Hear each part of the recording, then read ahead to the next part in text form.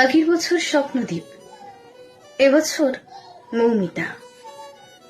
গত এক বছরে সুরক্ষা এবং নিরাপত্তায় কোনো পরিবর্তন আসেনি। এই রাজ্য তা আবারও প্রমাণ করে দিল।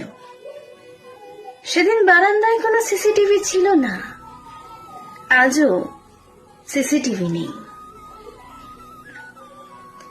সেদিন তোমরা স্বপ্নদ্বীপের দোষ দিয়েছিলে, সে কেন সিনিয়রদের প্রতি দায়বদ্ধ ছিল না? সে কেন মানিয়ে নিতে পারল না? এবারেও তোমরা মৌমিতার দোষ দিলে। অত রাতে মেয়েটা একা কেন ছিল? দোষটা মেয়েটার।